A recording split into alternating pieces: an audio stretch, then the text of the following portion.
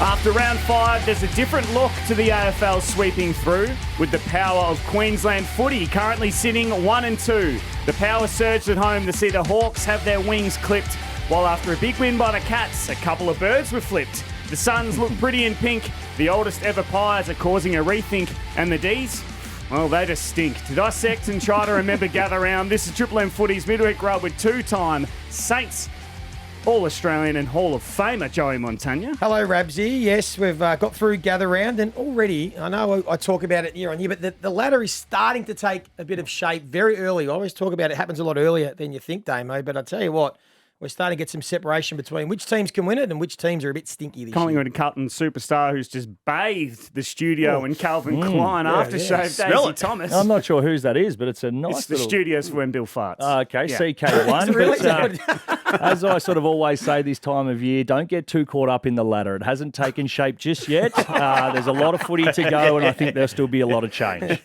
And after another gather round, the AFL media's best stayer, Damien Damo Barrett. Hello, boys. Wasn't it a couple of years ago, Joey, you were trying to tell us it didn't change after round 3? No, I never said it didn't Or round change. 2 even? No, I 4? never said it didn't change. I just would always say every year it takes shape a lot earlier Yeah. than people think. And I think already we're starting to see which teams we know are contenders, which ones aren't. Of course, there's going to be But don't some, forget last year we some didn't have movement. Hawthorn winning a Brisbane. game to this point Yep. effectively, and Brisbane Yep. was well outside the 8 at Yeah. this point in time. Yeah, So- but we get a good. We're not saying it's complete, but you Yeah. get a good gauge already just after 5 weeks. I think we know which teams are contending, which ones aren't, and then there's a bunch of teams that are going to be fighting for a couple of spots in the 8. Nobody, and including myself, saw what was coming with Port and Hawthorn, though.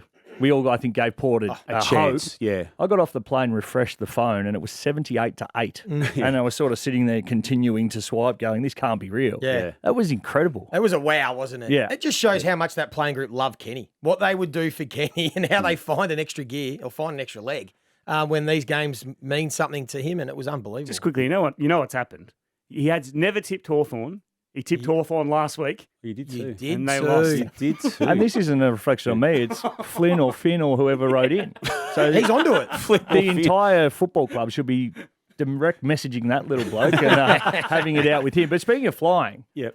good mail that our esteemed colleague here, award-winning radio host Ryan Warren, Yes. was in 1A, coming back from gather round with the entire St Kilda Football Club. What? And Ross Lyon, who may not have made this known, wandered past and was like, oh, Triple M must be going well. Fact, Rabsy? That is 100% fact. The only difference was we were the last on the plane because it changed gates. We didn't realise. And we walked on the plane and Ross just looked at me and went, He's got his superstar Rowan Marshall with his knees around his ears back in 27. Marshall was 27B. Rowan was okay. He was in Economy X, so he was fine. It was all the Surprised others you could down see the that back. far back. That was good mail, Daze, because Thank I look you. at your headwear at the moment. You're running your own merch. Yeah, So we've got Daisy those. Mail. Yeah, we've got it all sorted. Self-promotion. If you'd like any, let me know. I'll bring some in. I'll What's sign it this for you about? both. What else have you got? What's Like this a about? hat? Just a hat. Next week you'll wear the T-shirt. Yeah, and then the jumper for winter. The jocks. Can we get any? Yeah, absolutely you can. It's a YouTube sensation, this Oh, show, look so out. people get to see the merch. And Yep. Check it out, daisymail.com. What is it? I don't know. Read the hat, mate. How did we all find Gather Round? Because, as I said, Damo, you're one of the world's best stayers. But from Thursday to Sunday, it's a long stretch, Gather Round. And it's awesome. The footy was great, and South Australian Adelaide's awesome. But it is a long Yeah, long it is, and you stretch. need to immerse yourself in it to varying degrees, don't you? And it's a way to get through. But look, just on it, seriously, the AFL and the South Australian government won't announce this soon, but they will lock it away for up to 6 years beyond next year, which they've already got contracted. And I just think it's a no-brainer to do it that way. And if they want to bring Tasmania into it when that stadium gets built, I reckon you can have a focus on Tasmania without it being a whole round of football anyway. It doesn't have to be Gather Round that goes down there. So they just do it so well. I mean, we've been fortunate enough now to be there for 3 years in a row. It was a high base in 2023, wasn't it? And it's increased that base off the high benchmark for 2024. And I thought what they did in 2025 was close to perfection when it comes to events around the game. They just get it. Everything seems to work and they've bought into it. They were the ones who put their hand up and said, we want it. They went hard for it, and rightfully so. So they deserve to have it there. The buy-in from the general public, and everybody has the same sort of thoughts. We come from Sydney. It's not too far. We come from Melbourne, even Perth. It isn't absolutely There are ridiculous. a lot of WA people there. Absolutely. I found, yeah. People seeing 6 and 7 games across the weekend. if it is to go to Tassie, the one thing you can't guarantee is the weather. So if you're going to say, and I know you can't get that in South Australia as well, but law of averages probably says it's going to be better weather. There's no way at Norwood Oval, if it's 15 degrees and pissing rain sideways like it can often do in Tassie, you're going to fill the joint. So I think that'd be the big question mark there. You think accommodation would be an issue too, but they do it well. I thought the light show was sensational, the way they've drummed up the music. I think they can continue to add layers to it. I'm hearing some talk maybe next year might be a September Club style, around the ground where there'll be going to be events where you can spend the day and come in and out of the like venues. the back of the cricket there. So, with yes, that. yeah. I all think that that's sort of the stuff. plan Yeah. around it, yeah. So, they've done it well, and it was pretty good footy. 8 of the 9 teams that won, is that right? Yeah, all scored over 100, and Essendon scored 96. So all the teams that won were kicking scores. So it was pretty good footy. Not as many close games as we would have liked, but certainly it was pretty impressive. Bookmarked by the... Sorry.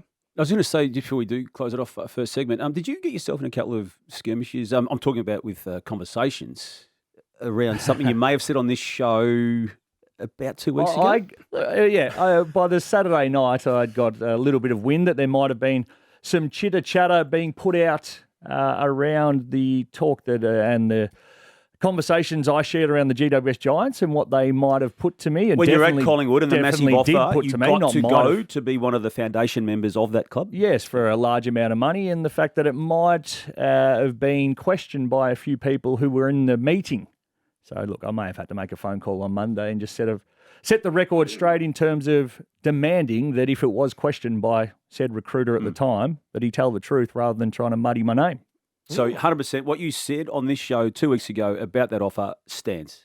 It's because it is 150. You're right, there was some shade being put around your version of and events. I couldn't believe that. And I don't get irate too often. No, you don't. But this was a time where I was like, well, I'm not, and I won't be accused of creating stories just for my own clout and to try and push myself down the road and to sort of personal gain in terms of the media presence. So I was frustrated by it. I made a phone call, and I think that'll be the last we hear of it. I would have thought there's a lot of skirmishes, industry skirmishes over in Adelaide because you can bump into people that you have issues with. You didn't bump into Bevo. You stayed. No. But I wouldn't have thought out of anyone, Daisy wouldn't have been one that I had at the top of my list, having a bit of a skirmish amongst others in the industry. I like the fact he's held his ground and stood his ground and battered it off. Some huge games in round 6. We'll get your predictions soon, plus fair income or fugazi. But up next, Damo, it's your news, and the Bont is back. Fair income or fugazi still to come, plus your round 6 predictions. This is Triple M Footy's Midweek Rub. Damo, it is time for your news. The Bulldogs have a huge game against the Saints, and they welcome their captain back. They do. It's a Sunday night slot on the Easter weekend, which will be interesting in itself. And I'm just looking forward to the great man coming back. He's missed the first 5 matches. Other names and identities around the competition have jostled for who's the best player in it. But to me, he still is, and will prove that again as early as his first game back on Sunday night. But it's a big moment. They're 2-3, the Bulldogs. They could have been 4-1 under a certain scenario, but to get him back at this stage, good result. Yeah, no, it's great. He's coming back against the Saints. That's good. But you're right. I think they're probably playing better footy than the scoreline does reflect. As you said, 2-3 because they were unlucky against Collingwood.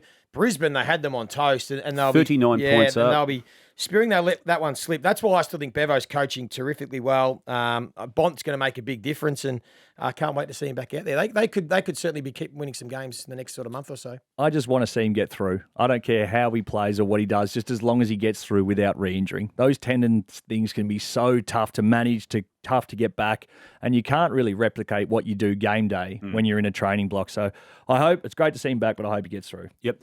Good Friday footy returns. There's been 7 matches over the 8 years. We missed one in 2020 for the COVID reasons, but North Melbourne has lost 6 of those 7 games, and 4 of them been really, really badly. They've got Carlton this particular Friday.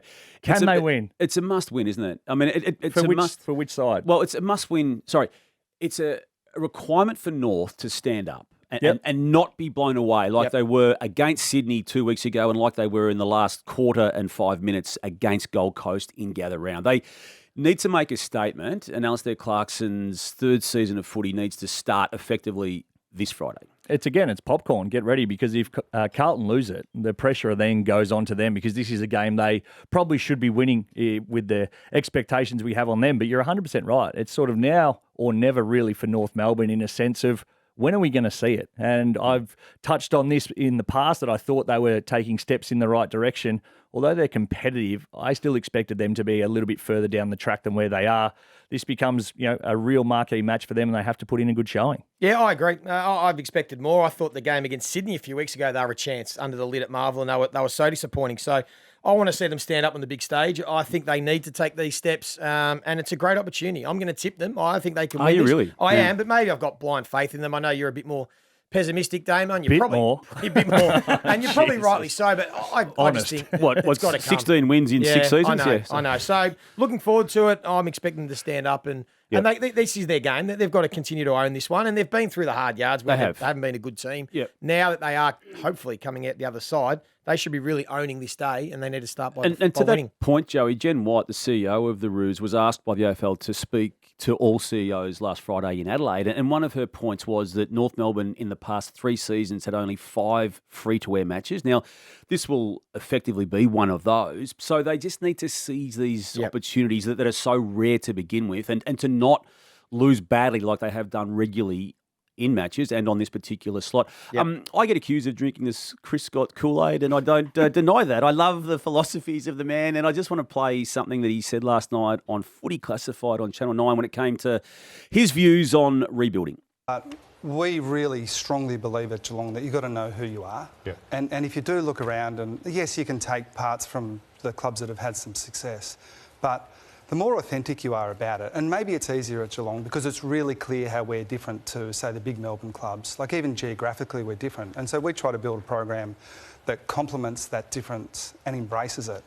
So maybe it's easier to talk about what you shouldn't be. I think it's incredibly difficult to rebuild and sell yourself as a strong organisation where people want to be, not just players, but all people, if all you do is talk about how hard it is, and the difficulties you have. So I have a lot of sympathy for the smaller Melbourne clubs that get poor fixtures and then get accused of not being big financial clubs. Yeah. There's a bit in that, and it's a wider conversation than the one we're about to have on it. But I just wanted to raise it, guys, because they're really clear on how they want to structure up, not just for one season, but seasons in the future. Whereas other clubs, Richmond, for instance, North Melbourne, still going through it, have been presenting environments to people they're trying to target, to come to their place, whereby that player knows there are not going to be a lot of wins coming up, and it's not an enticing place to be. And I just wanted to just get your views on it before we move on to the Bailey Smith double bird. I feel the environment they've created is the envy of most players and clubs. As a player, you look what they do, you look at how they're treated, you look at the time they're given off, their expectations in and around the club. They get treated like adults, and effectively they continue to act like them. And then if there is an injury or if there is a small off-field scandal or something in terms of Tyson Stengel at a nightclub a year ago or 2 years ago, whenever last year, they handle it in a manner of, hey, this is what we're doing. Have your opinions. We do not give a stuff. This is what we're standing for. This is how we go about it. And we don't care what you think, which is refreshing in a breath. But also, why aren't more people doing it? It's the attitude. They may know internally, Joey, that, okay, they may not be in the premiership window in this season, but they will still have a crack at the top 4. And I reckon they've made finals in the Chris Scott era when other coaches and clubs may not have got near finals. Yeah, and that's why we all admire them so much, because that's what they do. And I think the hard part is, it's easy to say that, but it's hard to replicate. And I think a lot of clubs have tried, and if it doesn't work, it blows up badly. And West Coast is an example. They won the grand final. They went and traded for Tim Kelly in a similar trade to what Geelong did for Jeremy Cameron. And now everyone's bagging West Coast for doing it. Collingwood are a little bit in a similar boat at the moment. It's working for them, but it's a massive risk if they don't play in a prelim this year and get close. So, it's just... It's easy to say. It's hard to replicate. And there are so many factors into it as regards to the environment, the coach they've got. And it becomes a bit of just the chicken or the egg. What comes first? Because they are a good club, they keep attracting players, and then they keep attracting players, so they stay a good club. So, it's an envy of the competition. Also helps that they've got a ground they train at and play at and are rarely beaten. They play that game better than anyone, that ground better than anyone for good reason, but also being a good side. But there's guaranteed wins to start the year. The attractiveness of clubs can change though, Damo. Hawthorn now is a club that people want to go to. St Kilda's trying to be that now as well. Yeah. So it can change. Yeah, but the sustainability of it, I think, and the overall attitude of, hey, we're trying to win every single match of footy. But North Melbourne can't say that. They're an outlier though, Geelong, to what the rest of the competition. Yeah, but they've earned that. Right, Yeah, absolutely. Yeah, as you say, they've taken yeah. the risks. Yeah. The Bailey Smith situation, we discussed it regularly on Triple M Footy across the weekend. Just reminding people, Thursday night, first match of Gather Round, gave the double bird action to a supporter who was giving it to Paddy Dangerfield. The AFL came down with a $1,000 fine for him. What they find the supporter? Yeah, and that's, I think, the point that needs to be made now. And it also followed what they did against Harley Reid, the AFL, when he gave the bird to the Gabba crowd there against Brisbane Lions some weeks ago. I feel we can be mature enough as an industry to walk past these particular moments without the need to be fining people. The one on ground I can probably see because it's in the field of play and it's during a match. And is that the greatest? Look, $1,000, look, whatever. It builds excitement. It gives us something to talk about. If you're walking off the field and there's someone hanging over the fence feeding it to you and using the separation of them being higher than you because you're walking off the ground, you can cop that as a minimum. You don't like it? Oh, maybe a bit of a stickler. If everyone did that, everyone cops abuse. So if everyone starts giving the bird when they get told, when they hear something they don't like, we can't have it. So, but they're not giving it. We've seen it twice. No, we've seen players give the bird twice. But if everyone that was getting abuse hurled out of them started giving the bird, we could have a lot more. I just think the AFL have got to say we don't accept it, because if you turn a blind eye to it, then everyone will start doing it, and then it will become. Well, you know what'll happen though if you have to do that? They'll be removing people from that area over the race when the players come back out. Well, maybe they should. Yeah, well, maybe there's the option. And just I people like hurling abuse, and they're faceless, really, because no one's going to call them out or remember exactly who it was. With new venues being built, I reckon that should be a priority in how they're configured. One more, the Golden Oldies, who are playing so well. I mean, we saw Cal Ward on the weekend dominate for GWS in this late stage of his career. We saw Steele Sidebottom. We know Scotty Pendlebury does it every week. Dane Zorko has become an unbelievable player at the age of 36.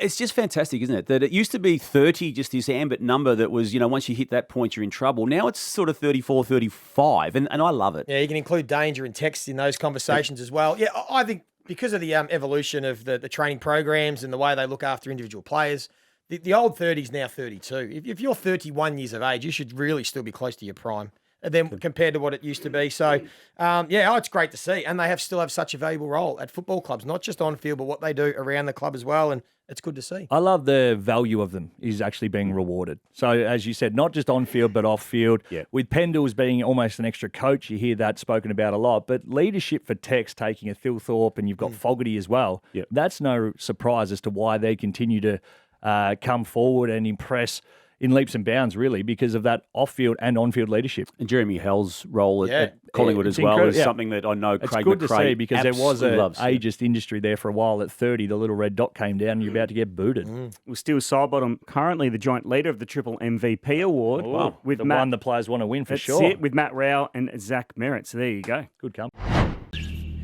Damo, no one rallies the troops better than Ken Hinkley. Absolutely fair dinkum.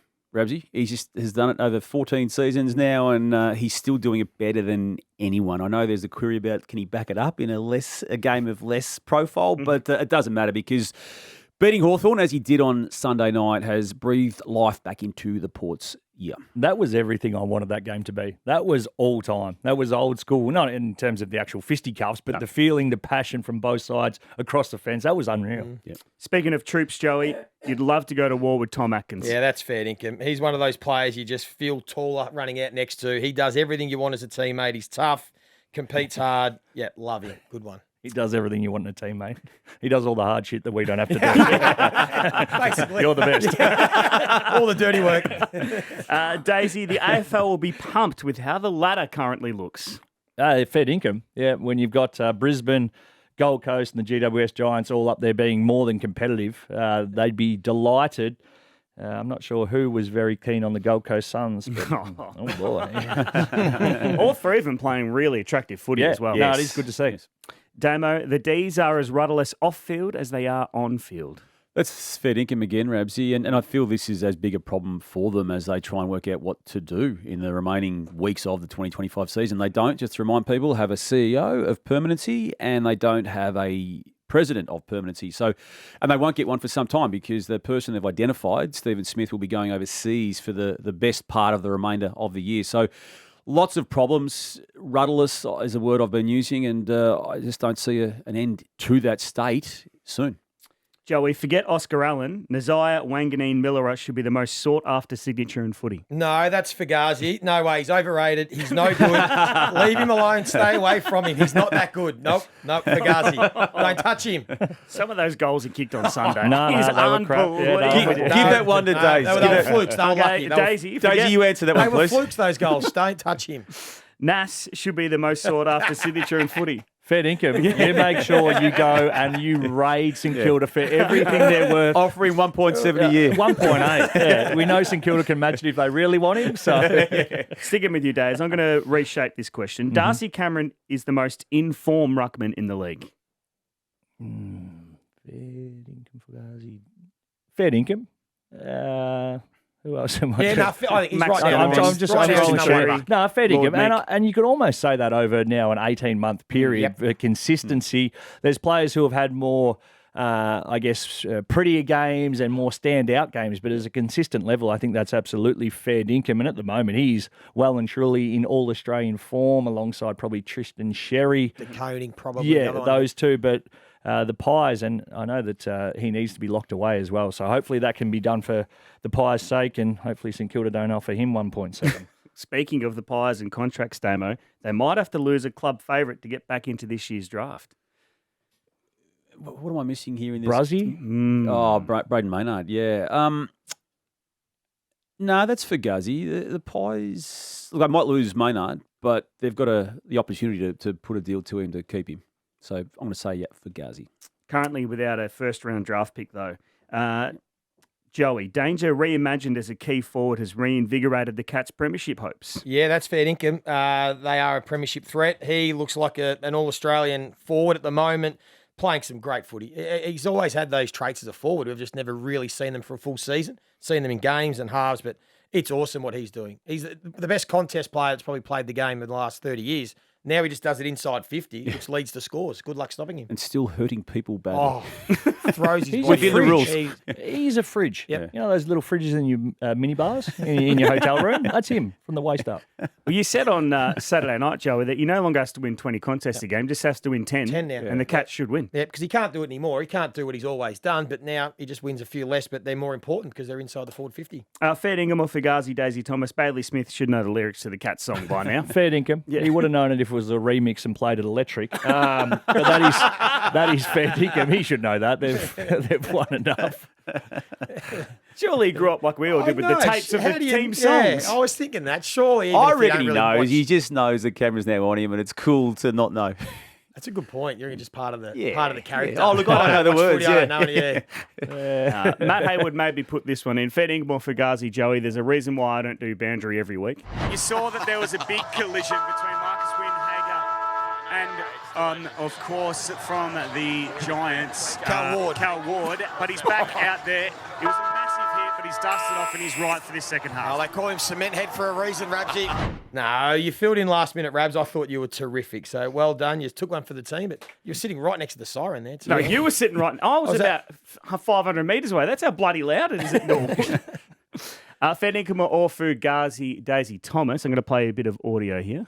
What'd you give your steak today, BT, out of 10? Oh, it was a 9. A 9? It was high. It's as good as any steakhouse I've eaten in. Did you pay for it, BT, or was We it free? did. No, we did. That might be a lie. Fair dinkum or Fugazi, BT has never paid for a steak. Fair dinkum. And BT should be the face of Gather Round. Consistently over the time, he has been best on for 7, for Triple M, for any organisation. If you're looking for somebody who embraces it, BT is it. But that's fair dinkum. Why does he pretend, though, that he does everything for free and does all... Why don't he just... We all know. He gets Well, his motto in life is lie, lie, lie, deny, deny, deny. So- Did you pay for your steak at Gaucho's? no. No. Nice. Thank you, Joe. Arrived with a big tomahawk is what I heard. Yes. Finally, just capping off Fair dinkum or Fugazi and Gather Round, Damo. No one profited more from Gather Round than Bill Brownless. That is absolutely fair dinkum, and I actually got roped into appearing with Bill on one of his paid gigs, and you were doing a fine job of steering that one, Daze. But what a man that bloke is. He got me under a false pretense to go have a few quiet beers and a steak sandwich, and then watch the races and the footy, and then it was a paid event that he was at. I heard that. You know what I loved about that, though? The people wanted you on stage. Like, the chant of Damo went around the joint. You had no other option but to get up and speak. And Oh, you did speak. So Bill would have given you just some. spoke up. So Well, Bill would have given you some of his cash then. Surely? He'd give me 3 minutes of his finest strafing. proper too. And then I'll get up. Well, no one saw him outside of work hours. We saw him Thursday at the rush hour, saw him Saturday at the rub, and then in between that, he was just earning cash. Round 6 predictions coming up next. Huge game, Brisbane v Collingwood at the Gabba tomorrow night, kicking it all off. Don't forget you can catch every single game across the Easter weekend live and free on Triple M and the Listener app. And Joey, it kicks off with Brisbane versus Collingwood Easter Thursday at the Gabba. Yeah, it's become an awesome tradition, the Easter Thursday game. Two great teams. What a game this is. Yeah, really looking forward to it. The Pies look like they are the 2023 version. Again, I think they're playing terrific football, but how can you tip against Brisbane at the Gabba at the moment, the way they are going? So can't wait for it, but have to go Brisbane. Comfortably, Collingwood for me. Really? I reckon I'd tip Collingwood against any other team at the moment, bar Brisbane at the Gabba on Thursday night. Pies have a good record against the Lions as well. Recent record, I should say. Damo, North Melbourne versus Carlton. Good Friday footy. Do you give the Roos a chance? I always give them a chance, but I don't tip them, so Carlton. I'm going to go, be my outsider. I'm going to give North another chance. Outsider or tip? Outside, I'm going to tip them. Yeah, You I'm will tipping tip them, them. yeah. As the outsider in this battle, I think they can win this game. Yep.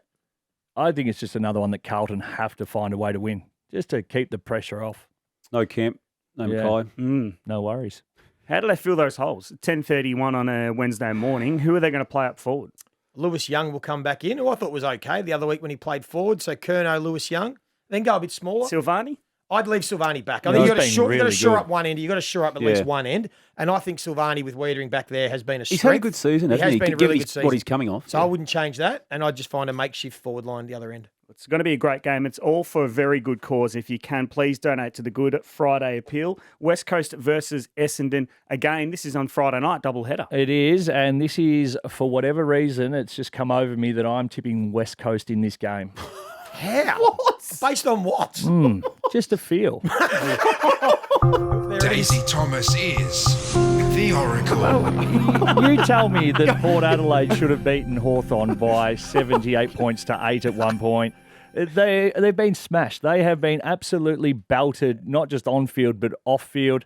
A response comes, you get to your home deck, you get in front at some point, and if you're They've good enough to responded hang for on 4 years yeah, to anything. They're due. That's what that tells me, Damo. This week, I'm giving them, they'll be my outsider, of course, but I will be tipping them as well. Can't wait for next week if they do win.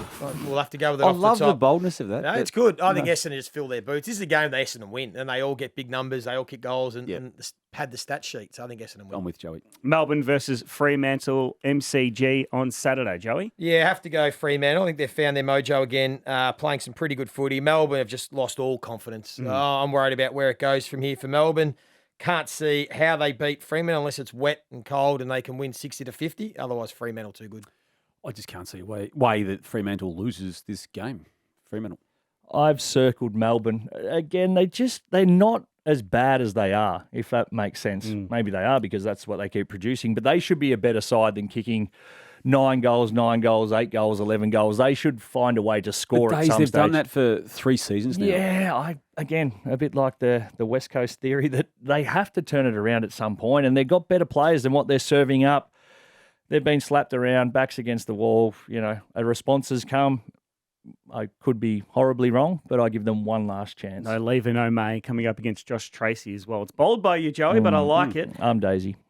Daisy, you are Daisy. I should have Daisy Mail. Should have read your right. hat. Yes, Sorry, thank mate. you. Adelaide versus the Giants. Damo? Going to go with the GWS team here. I'm not writing Adelaide off. I felt they had a really good performance against Gold Coast, and I thought the short break going into the Geelong game, it gave them the cop-out or the chop-out. But I just feel that the Giants are in sync at the moment. So Giants for me. Giants for me as well. Harvey Thomas coming back in. The vision that he and little Jones have got up there, they are hard-working little go-getters. They're awesome inside forward 50. And Toby Green is in career best form. That pickup he had and run away from a couple of them, that was Well, not even vintage. That's probably faster than I've seen him run ever. So the Giants for me in a close one. Yeah, this is game of the round. Hardest one for me to tip. I think Adelaide absolutely can win this at home. I'll lean towards the Giants, but no confidence whatsoever. Richmond Gold Coast, Marvel Stadium. Gold Coast. Easy. Suns. Sydney versus Port Adelaide at the SCG, Joey. Probably Sydney. I don't know if Port can do it again. Swan, I'm going to go Sydney just because it's at home. Yep. No confidence either in this one, but I think they'll find a way. Chad Warner needs to have a BOG game. Just been a bit off your boy, Damo. Chatty. It wasn't good against Collingwood, but I reckon his previous 3 were. Yeah. It's just the finish. And he still kicked 8 goals. I mean, on there. comparing them last year when they were winning, it was Yeah. the best players on the ground were Heaney, Warner, Yeah. Goulden every week. They just haven't quite had the Heaney, Warner sort of, 3 votes, 2 votes, Brownlow sort of games. They need that.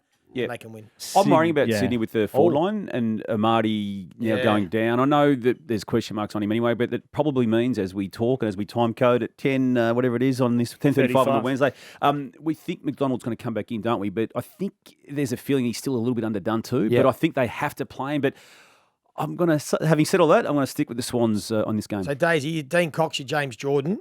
Who you're tagging for Port Adelaide? You're tagging Butters, you're tagging Rosie or Horn Francis? Which one are you trying to stop to give yourself a chance of winning? Who can I see going head to head? You could probably have Heaney and Horn Francis around the stoppages going head to head. I think Rosie. I think he's probably the easier of the 3 to tag and quell a bit of the influence. Good one. Bulldogs, So Sydney for me. Bulldogs versus St Kilda, Damo. Big game, isn't it? Huge. I'm going to go with the Bulldogs on this one without confidence. Yeah, same. There's a lot of games that I'm not very confident on who I'm tipping, so that means it should be a good round of footy, but the Dogs, just because. I think this will be a fun game. How Yeah. good's this going to be Easter Sunday Sunday? night. Fill your guts with food and chocolate and then sit down and watch this game Sunday night. I'm going to go... That should be on a T-shirt. Fill your guts with food. Fill your guts with food and chocolate. I did that, add some Reds, and then just sit down and I was waiting for that. and then just sit down and watch these. I'm going to go St Kilda. I think they're playing pretty good footy, the Saints. That They are. first quarter, I thought they were excellent. I thought they could cause an upset in that game and then just fell away. But I think Saints can win. Just keep the Reds away from the laptop. Yes, that's right. Yeah, I know. Break my laptop. Surely King could get you another one. I might have to ask him. One of his old ones. Finally, just wrapping up this Easter round, Geelong versus Hawthorn, the traditional Easter Monday game. Again, this should be an absolute cracker. I'm tipping the Hawks in this one. Speed against the Cats, I think, is the point of difference. Geelong going beautifully and no reason why they can't be winning or be competitive, but the Hawks for me. More on trust, I'll go with Geelong just because I know what you're going to get from them. They'll find a way, and I think they can beat Hawthorn. Yeah, I've pretty much always tipped Geelong, and it's been a pretty sound tipping method for about 25 years. So, yeah, Geelong. But no, again, no confidence. Well, I've tipped the Hawks, so Geelong will win. Yes, there you go. Yeah. Well, you can catch every game across Easter weekend on Triple M and the Listener app. Starting tomorrow night at the Gabba. Thursday, rub ahead of Brisbane versus Collingwood. Jack Ever and Kate McCarthy, Isaac Smith and Jay-Z Clark. This has been Triple M Footy's Midweek Rub.